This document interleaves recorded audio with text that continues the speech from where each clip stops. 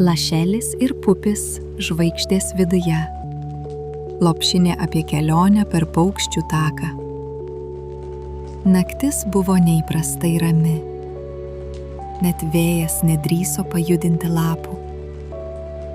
Ežeras atrodė lyg veidrodis, švelniai laikantis žvaigždes ant savo paviršiaus. Ir štai ant tylių akmenų prie vandens sėdėjo Lašelis ir Pupis. Jie žiūrėjo į dangų, tarsi amžinybę. Ne todėl, kad laukė kažko ypatingo, bet todėl, kad kažkas ypatingo jau vyko jų širdyse. Virš jų driekėsi paukščių takas, spindinti juosta iš sidabro, mėlynos, violetinės ir aukso spalvų. Jis buvo toks milžiniškas, bet tuo pačiu toks tylus. Tarsi paslaptis, kurią dangus kuždėjo tik tiems, kurie iš tiesų moka klausytis. Lašelio akys, visada pilnos nuostabos, atspindėjo galaktiką kaip maži veidrodiniai pasauliai. Pupis palinko arčiau ir tyliai paklausė: ar manai, kad visos tos žvaigždės irgi turi savo norus? Lašelis linktelėjo, tada sušnibždėjo: norėčiau būti ten. Ta naktį, jaukiai įsitaisęs savo poilsio vietoje, Lašelis užmerkė akis su pilna širdimi. Jis nebuvo liūdnas, bet jo noras jautėsi sunkus, tarsi balionas pririštas prie krūtinės. Kai tik užmigo, prasidėjo kažkas magiško. Staiga Lašelis pakilo. Jo kūnas tapo lengvas, lyg sudarytas iš oro ir vilties. Ir tuomet jis jau buvo ten, kosmose, bet ne tame šaltame, tamsiame, kurį rodo knygos. Tai buvo spalvingas, gyvas, muzika alsuojantis pasaulis. Paukščių takas nebuvo tiesiog galaktika, tai buvo gyvas paveikslas.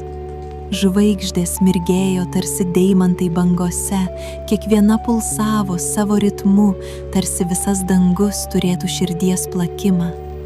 Ūkai sukosi lėtai, kaip saldainių ir svajonių debesys. Lašelis pamatė arklio galvos ūką, kur žvaigždžių dulkės plūduriavo kaip sniegas. Jis praskrido pro Andromedos galaktiką, sukančiasi kaip kosminis sūkurys, o vėliau glostė švytinčius mėnulius, kurie tyliai dainavo lopšines. Jis matė planetas, panašias į muzikos natas, žiedus iš ledo kristalų, žėrinčius visomis vaivorykštės spalvomis. Viena planeta turėjo tokį gilų, mėlyną dangų, kad jautėsi lyg nardytum sapne. Kita buvo padengta auksiniais laukais, kurie banguodavo be jokio vėjo. Kai Lašelis tyliai sklendė pro naujagimių žvaigždžių sankaupą, jis suvokė: kiekviena žvaigždė yra svajonė.